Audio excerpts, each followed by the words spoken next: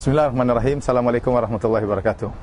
Para pemirsa yang dirahmati oleh Allah Subhanahu wa taala, kita sekarang sedang berada di sebuah masjid yang nama masjid tersebut adalah Masjid Jami' Al-Imam Syekh Muhammad bin Abdul Wahab, yang artinya adalah Masjid Jami' Al-Imam Syekh Muhammad bin Abdul Wahab rahimahullahu taala. Suatu nama yang tidak asing bagi kita, bahkan kaum muslimin di tanah air, yaitu yang kata orang adalah Wahabi, ya. Dan beliau sebagaimana disebutkan dalam sejarah adalah salah satu dari pendiri kerajaan Arab Saudi. Oleh karenanya kalau di Arab Saudi kita tidak heran jika rakyat Arab Saudi begitu cinta kepada Syekh Muhammad bin Abdul Wahab rahimahullahu taala, karena dia ibarat seperti pahlawan, seperti Imam Bonjol, seperti Pangeran Diponegoro yang berjuang untuk mendirikan kerajaan Arab Saudi. Dan kita bisa lihat bagaimana sekarang hasilnya, kerajaan yang luar biasa yang menegakkan syariat Islam, ya. Kemudian bagaimana bisa melayani kaum muslimin dalam haji dan umrah, ya, yang bangga dengan keislamannya. Namun tentunya tidak luput dari kekurangan-kekurangan dan kesalahan-kesalahan, tetapi secara umum kerajaan Arab Saudi adalah kerajaan yang paling maju dalam menerapkan syariat Islam. Yang antiknya, masjid ini yang sedang pemirsa lihat bukan di Arab Saudi. Saya sekarang sedang berada di kota Doha, di negara Qatar, ibu kota negara Qatar, ya. Dan ternyata masjid ini, Masjid Syekh Muhammad bin Abdul Wahab rahimahullahu taala, adalah masjid negaranya Qatar, masjid kebanggaannya orang-orang Qatar, diresmikan oleh Raja Qatar. Kemudian yang uniknya juga, masjid ini kalau para pemirsa sempat berkunjung ke sini, ternyata yang mengunjungi masjid ini bukan cuma orang-orang Islam, banyak turis-turis, ya, orang-orang non-muslim, orang-orang kafir, mereka datang untuk melihat masjid ini. Namun jika wanita datang ingin masuk masjid, maka disediakan jilbab untuk dipakai oleh mereka, dan jika mereka hendak masuk melihat masjid maka dipersilahkan. Ya, ternyata nama Syekh Muhammad bin Abdul Wahab rahimahullahu taala bukan cuma harum di kerajaan Arab Saudi, tapi juga ternyata harum di negara Qatar, negara yang lain. Kenapa? Karena tentunya tatkala mereka membangun masjid dengan nama Syekh Abdul Wahab rahimahullahu taala, menunjukkan mereka merasa Syekh tersebut punya jasa, ya. Syekh tersebut punya jasa terhadap negara yang lain selain negara Arab Saudi. Mungkin dari sisi keagamaan, ya, mereka mengenal sunnah Nabi SAW, mereka mengenal indahnya ajaran-ajaran yang diserukan oleh Syekh Muhammad bin Wahab rahimahullahu taala, dan kita tahu bahwasanya Syekh Muhammad bin Abdul Wahab rahimahullahu taala tidak menyerukan kecuali di atas Al-Quran dan sunnah Nabi SAW dan pemahaman para sahabat. Dan dia juga tentunya tidak maksum, dia punya kekurangan, ya. Wajar sebagaimana ulama-ulama yang lain punya kesalahan, ya. Namun yang ingin saya sampaikan pada kesempatan kali ini, ya, betapa banyak, ya, suara-suara sumbang yang menjelek-jelekkan Syekh Muhammad bin Abdul Wahab rahimahullahu taala, menggambarkan bahwasanya beliau adalah seorang yang sangat sangar, yang sangat membenci kaum muslimin yang lain, yang sangat suka mengkafirkan kaum muslimin yang lain, ya. Dan suara-suara sumbang tersebut berlanjut hingga saat ini.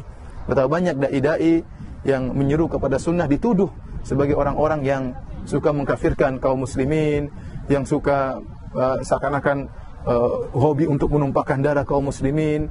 Dan ini semua adalah kedustaan yang sangat nyata, kedustaan yang sangat nyata.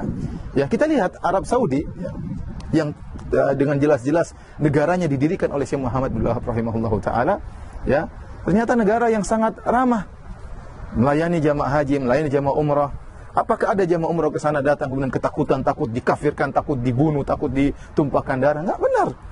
Bahkan bagaimana kerajaan Arab Saudi sering memberikan bantuan kepada kaum muslimin di tanah air, di Aceh, di mana-mana, ya, tanpa memandang mereka mazhabnya apa, dibantu. Ini kaum muslimin mereka bantu, bukan cuma Indonesia yang dibantu, di Palestina dibantu, di Suriah dibantu. Padahal berbeda mungkin pemahamannya. Ya, kalau mereka mengkafirkan, ngapain bantu orang kafir? Ngapain Arab Saudi bantu orang kafir? Ngapain Arab Saudi bantu orang Yaman? Secara mazhab berbeda. Secara madhab berbeda, tapi ternyata mereka menganggap seluruhnya adalah kaum muslimin yang harus dibantu. Seluruh kaum muslimin yang harus dibantu, baik di Yaman maupun di Suriah maupun di Palestina, dan bahkan juga di tanah air kita yang kita cintai, tanah air Indonesia. Demikian juga lihat negara Qatar yang mereka rakyatnya mungkin berpemahaman seperti pemahaman Syekh Muhammad bin Wahab rahimahullahu taala, ternyata juga tidak mengkafir-kafirkan orang datang ke sini, bahkan turis kafir saja boleh ke sini. Ya, turis kafir saja boleh di sini. Kalau seandainya mereka sangar dalam mengkafirkan, kemudian suka menumpahkan darah, ngapain biarkan turis ada datang ke pada berdatangan ke masjid yang penuh berkah ini. Ini adalah gambaran yang menunjukkan bahwasanya ternyata dakwah Syekh Muhammad bin Wahab rahimahullahu taala ya menebarkan rahmat bukan cuma di kerajaan Arab Saudi, bahkan di negara-negara tetangga yang mengerti betul akan dakwah Syekh Muhammad bin Wahab rahimahullahu taala. Yang jadi masalah para pemirsa yang dirahmati Allah Subhanahu wa taala, banyak orang yang menilai tentang Syekh Muhammad bin Wahab rahimahullah tidak langsung dari buku-bukunya. Tidak langsung dari buku-bukunya, tapi mendengar dari yang lain. Ya, tentunya waktu di zaman beliau, waktu beliau berdakwah tak terjadi pertentangan. Itu biasa ya, namanya orang tidak setuju kemudian terjadi pertentangan.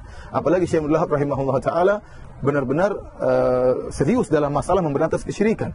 Bahkan kuburan-kuburan yang tinggi diratakan oleh beliau, dan ini membuat sebagian orang tidak suka, sehingga terjadi bantahan-bantahan, tuduhan-tuduhan bahwasanya dia dikatakan ngaku sebagai nabi, dikatakan mengkafirkan kaum muslimin, tuduhan yang macam-macam.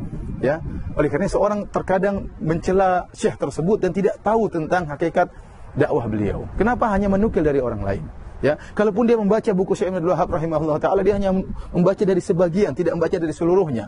Alhamdulillah sekarang sudah ditulis disertasi dan tesis mengenai dakwah beliau, bagaimana dakwah beliau yang sesungguhnya yang menyeru kepada Al-Qur'an dan sunnah Nabi sallallahu alaihi wasallam. Ini sedikit dari tuduhan dari suara-suara sumbang yang menuduh yang tidak kepada Syekh Muhammad bin Wahab rahimahullah taala. Ada tuduhan-tuduhan lain yang juga sering kita dengar, misalnya dikatakan Syekh Muhammad bin Wahab rahimahullah taala membenci Ahlul Bait. Padahal tidak benar. Padahal anak-anaknya rata-rata kalau tidak salah 6 orang semuanya dinamakan dengan nama-nama Ahlul Bait. Ya. Kemudian juga dituduh misalnya kalau tentunya beliau benci dengan Ahlul Bait, kenapa beliau menamakan anak-anak beliau dengan nama-nama Ahlul Bait? Kemudian beliau juga dituduh melarang untuk bersolawat. Ternyata tidak benar. Ya. Beliau sering bersolawat, demikian juga kita yang pelajari buku beliau sering bersolawat kepada Nabi sallallahu alaihi wasallam. Mungkin yang dilarang oleh beliau adalah solawat yang maknanya tidak beres atau mengandung makna-makna yang kurang pas, sehingga beliau larang, atau mengandung makna-makna kesyirikan, karena sebagian salawat-salawat dibuat-buat oleh orang terkadang maknanya bermasalah. Adapun salawat yang benar, kita sering bersalawat, saya juga sering bersalawat. Kemudian tuduhan yang lain, beliau dituduh melarang orang untuk berziarah kubur, padahal tidak benar.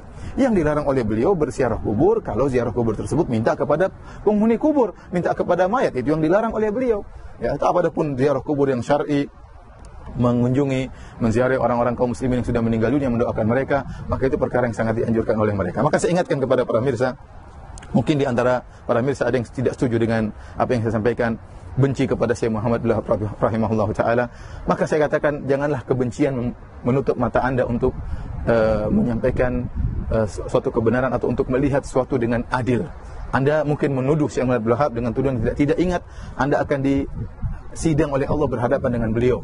Kalau ternyata tuduhan Anda tidak benar, maka Anda hanya menyusahkan diri Anda di akhirat kelak. Demikian para pemirsa yang dirahmati oleh Subhanahu wa taala, sedikit yang bisa kita sampaikan tentang Masjid Jami' Syekh Al-Imam Muhammad bin Abdul Wahab rahimahullah taala. Semoga Anda bisa diberi kesempatan untuk bisa mengunjungi kaum muslimin di negeri Qatar. Wabillahi taufiq wal hidayah. Assalamualaikum warahmatullahi wabarakatuh.